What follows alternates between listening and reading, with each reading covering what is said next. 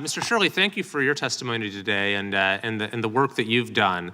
Americans hear these numbers of the fraud that we have, and whether it's 10,000 or 10 million or 10 billion, sometimes the numbers, you almost become desensitized to it.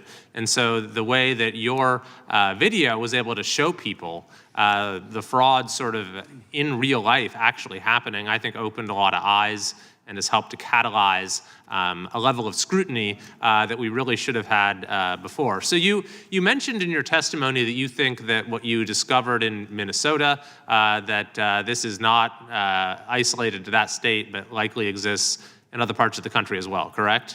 Correct. What makes you think that? Well, now you're seeing, since I've posted that video, lots of other people have started to go to other locations, for instance, in Ohio or in Maine or in California. They're also seeing the similar fraud take place in other daycares, for instance, in a lot of other locations. Yeah, I have a particular interest in California, being from that state, and we know that there's been a lot of fraud. There was $32.6 billion that's been confirmed in unemployment insurance fraud. There's 1.2 million fraudulent community college applications. Have you gotten any sense, or have you seen any signs there that sort of are similar to what aroused your suspicions in Minnesota?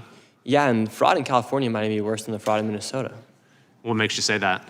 Well, $24 billion went missing for homelessness. They've been trying to build this train for years, yet there's hardly anything to prove for that. Fires.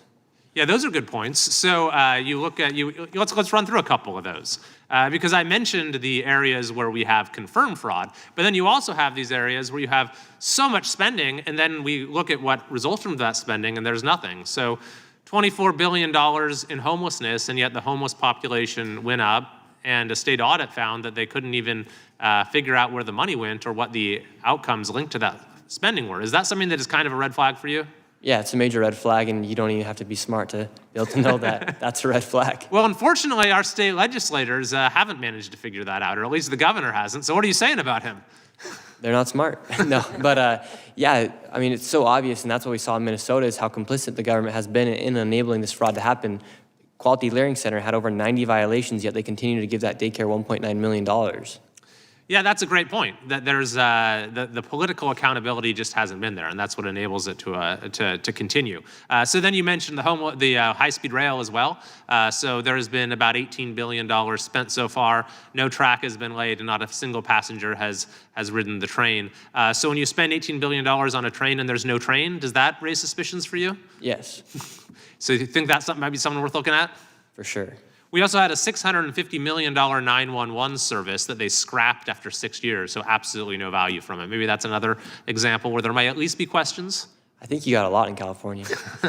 All right, well, we'll look forward to seeing what you find. We're certainly trying to use whatever tools we have here to bring more accountability in California as well. Mr. Dexter, I wanted to also ask you a couple of questions about your work, because you have extensive experience on the law enforcement side trying to detect fraud. That's actually how in California we discovered the EDD fraud, the unemployment fraud, is it wasn't the state suddenly figuring it out. It was district attorneys who came together and investigated and in fact pointed to the fact that the state had let this happen and failed to heed their warnings and hadn't taken basic fraud detection steps. So is this something that you encounter? Like, what kind of internal controls make it so fraud is more difficult, and what type of lack of internal controls make it so fraud is easier?